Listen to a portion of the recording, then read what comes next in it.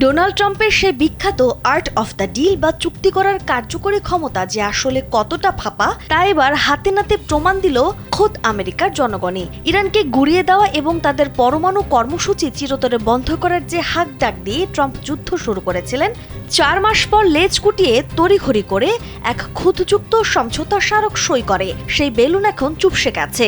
CNN এর প্রতিবেদন অনুযায়ী এক জরিপে দেখা গেছে মার্কিনরা এই যুদ্ধকে ট্রাম্পের শুধু ব্যর্থতাই মনে করছেন না, বরং একে যুক্তরাষ্ট্রের জন্য ক্ষতিকর ও কৌশলগত পরাজয় হিসেবে দেখছেন।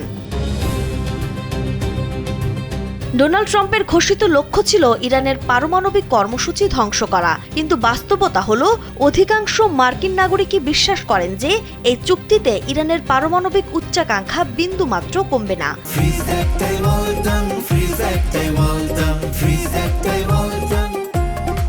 মাত্র 37% মার্কিন মনে করেন যে যুদ্ধের শুরুর আগের চেয়ে ইরান এখন দুর্বল হয়েছে। এ চুক্তি যুক্তরাষ্ট্রের জন্য ভালো হয়েছে বলে যারা মনে করছেন, তাদের মধ্যে রিপাবলিকান পার্টির সমর্থকের সংখ্যা মাত্র 39%।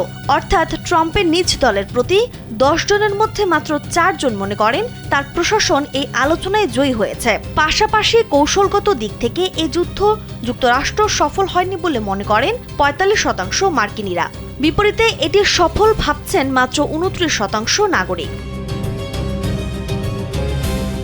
চুক্তির শর্তাবলী নিয়ে ট্রাম্প প্রশাসনের দাবির সঙ্গে বাস্তবতার যেন বিস্তর ফারাক রয়েছে। বিশেষ করে হরমুজ প্রণালী ব্যবহার এবং ইরানের জব্দ সম্পদ ব্যবহারের মতো স্পর্শকাতর বিষয়ে ট্রাম্প প্রশাসন একরকম ধোঁয়াশা তৈরি করে রেখেছে, যা তাদের প্রশাসনিক দুর্বলতা ও বিশ্বাসযোগ্যতার সংকটকে প্রকট করে তুলেছে।